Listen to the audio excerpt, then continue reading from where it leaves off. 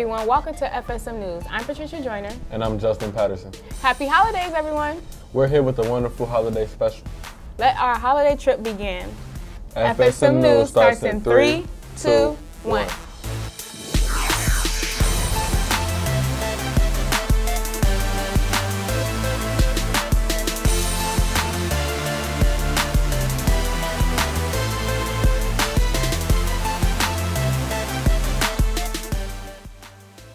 Hey Patricia, what do you know about the history of Christmas trees?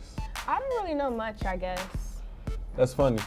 Don't you think it's crazy how people decorate their Christmas trees but don't really know the meaning of it? Well, it's just a tree. What's more to know about it? Wow. I can't believe you just said that. Well, let's listen to Marquisia Ship to help you learn more about it. Did you know in November, people usually use the Day of the Dead to honor many loved ones who have passed away? This is why many sugar skulls are decorated. Individuals would decorate the altars with bright colors, candles, pictures, and sometimes even food to celebrate the Day of the Dead. When you think of November, people usually think of Thanksgiving.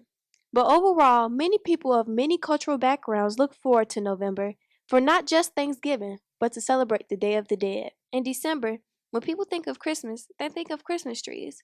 But Christmas trees are actually evergreen trees that meant a lot during ancient times. Way before Christianity, trees and plants that stayed green all winter had a special meaning. In ancient times, people hung evergreen boughs over their doors and windows because it usually kept negative things away. Additionally, early Romans marked the Solitans with a feast called the Saturnalia in honor of Saturn, the god of agriculture. The Romans knew that the Solitans meant that soon farms and orchards would be green and fruitful. To mark the occasion, they decorated their homes and temples with evergreen boughs. The history of Christmas trees comes a long way. That's why it is so popular today in the month of December. Well, that was some good information. Now I know more about Christmas trees. Yeah, but you ever wonder how different people celebrate the holidays? You mean people with different religions that have different celebrations? Yes. Let's check out how people celebrate different holidays based off their religion from Kenyatta Crane. What made you partake in this? You were born with it. 'Tis the season that most people in the U.S. celebrate Christmas. But do you ever wonder what other people celebrate instead of Christmas? During this time of the year, Jewish people celebrate Hanukkah. Let's find out more. I was never forced to do it, but I really chose it. I think that the goals of the religion were very inspirational. Hanukkah is called the Festival of Lights, and we celebrate it by having parties. We eat sufganiyot, which is these. We eat a lot of these. We eat, it's called latkes, so potato pancakes. So I was raised in Israel. When our kids were raised here, we used to give them a present every night, a different present for 8 nights. But in Israel, all we got was gelt or money, this kind of money. We did not get presents every night. I don't know why, but we didn't. Hanukkah is so important to Jewish people because they celebrate the freedom they won with a little army against thousands of soldiers. They believe that this was one of the miracles of Hanukkah. We celebrate it by lighting the menorah, and that is a symbol of a great miracle that happened in the ancient times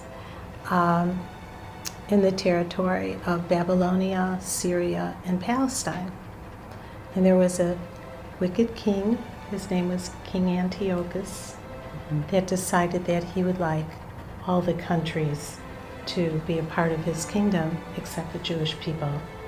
And he tried to persuade the Jewish people to become Greek and use the Greek customs. And they were very intimidated by him because the option was either you do what I say or we'll kill you. And he did kill them.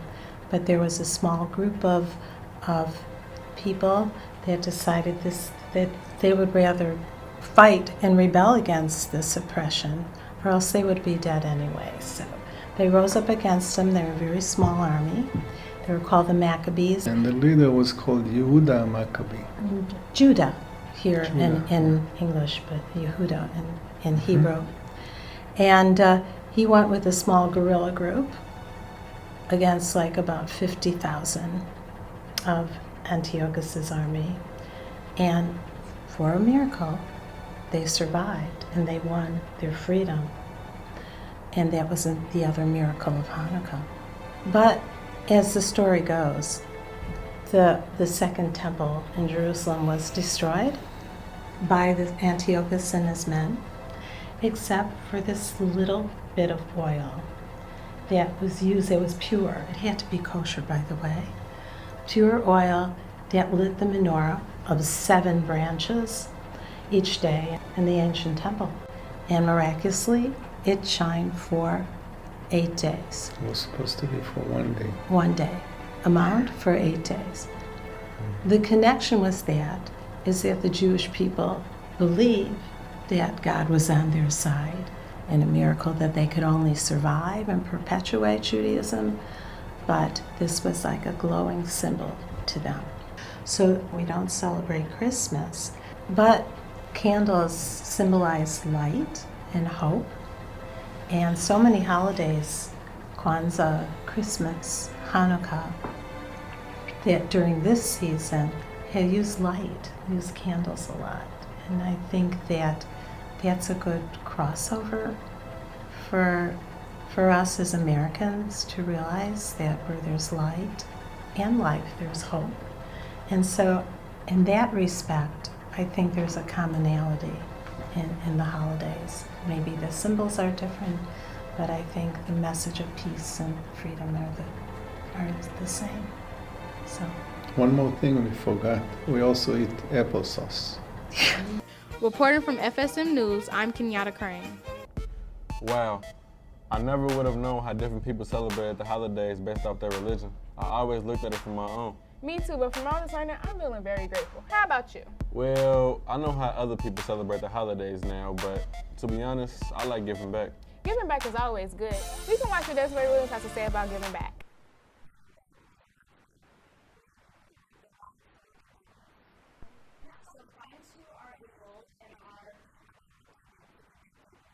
We have multiple programs that work with homeless youth and families. So clients who are enrolled in our permanent supportive housing program are typically connected through HUD vouchers, which is HUD is the Department of Housing and Urban Development. Those are federal subsidies, and clients do not actually have to have an income in order to be eligible for that program. They have to be what is considered chronically homeless, meaning that they've been homeless for either a full year or over the past 3 years, they've had 4 episodes of homelessness. And those 4 different episodes or periods of time have to total 12 months. They also have to have some sort of diagnosed disability, and most typically that is some sort of mental health diagnosis. And so we know that we're working with the most vulnerable population that is currently experiencing homelessness, and so people who are really vulnerable and having a hard time and dealing with mental health issues might not be able to hold a job. Adolescents, preteens too. So when I found out about this organization, that they had a supportive housing program for homeless males between the ages of 18 and 21, I thought to myself, well, I still want to work with young people, but it's not in an education setting like a school, but there's still skills that I felt I could transfer over from the education setting to helping homeless youth. This job and this organization has made me a better person, a better case manager for a lot of reasons. It's taught me a lot about patience. I think my clients are my greatest teachers, and they've taught me a lot about resilience and determination and really looking at the positive through every situation that you can go through. We don't see a young person anymore after the DEVA program or decide to end services. That doesn't necessarily mean that they're in a bad situation. That usually will mean that they're on to a better life. They're successful in whatever career path they've chosen. So that's always a good feeling for me especially. A lot of community members can come into our organization and use our clothing closet, or we right now actually have a financial assistance program that's available.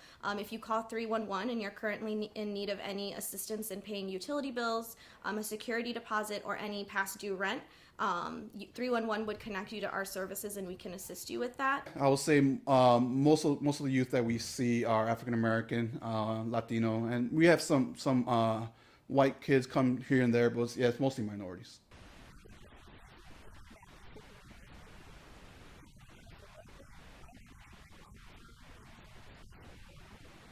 tomorrow we actually have a coat drive that's going to be going on from 10 to 1. And our current participants, as well as anybody in the community who's in need of any jackets, as well as their children. We have a bunch of different sizes. They can come in. You do have to like wait in line and kind of take as there is, like, and when we run out, they won't be able to get any more coats, but community members can come in and take those coats. We also have Thanksgiving dinners as well as holiday dinners set up for any youth in our drop-in programs. And so we actually get food like turkeys and sides and all that stuff donated, and we open it up and the youth can come and enjoy an actual Thanksgiving meal. We actually have little sign-ups where they can register for different gifts for their children. And then all of those toys are actually donated, and we have volunteers come in who wrap those gifts, and then we give them out to the parents before like Christmas or any other holiday that they may celebrate, and they have gifts to open up during those times. I'm in the best Thanksgiving spirit right now. What about you? I don't like Thanksgiving. I know it may seem wrong, but it's always that one bad auntie that bring that one bad dish. I know what you mean, but we should view the bigger picture instead of saying the first thing that comes to our mind. Yeah, I guess you're right, but it's hard to see the bigger picture inside such a little frame. What you trying to say? At least you have family to celebrate with. You're right, but let's look at more do's and don'ts from Mariana Ballard.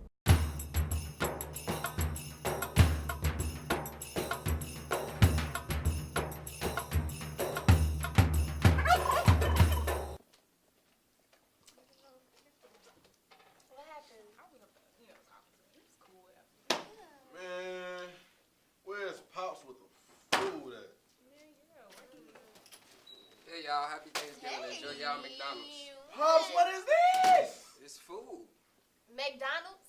Man, y'all being so ungrateful Man, right nobody now. want this McDonald's. Where's the macaroni? For the turkey. You tell me Hell. why you ain't make the turkey. Dressing. You make the dressing. And make sure you get the cranberry sauce. Take that bag. What Take you it back. mean? Or I will leave. Take it back. Try You again. gonna have to leave now, I'm I'm sorry. going to a Back? auntie house. Come Man, on. what you talking about? This is nasty. Alright, I'm